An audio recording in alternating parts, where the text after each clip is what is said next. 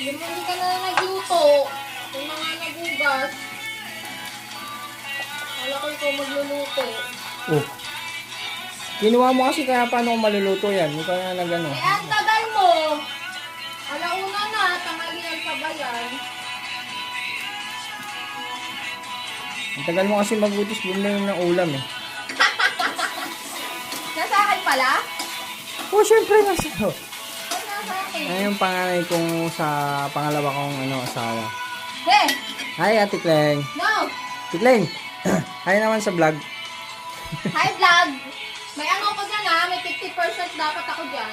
Oo ba? Wala nang problema dun eh. 10%. 50! Ako na bumili ng ulam, no? Kailangan may ano ko dyan. Ano ba yung ulam natin?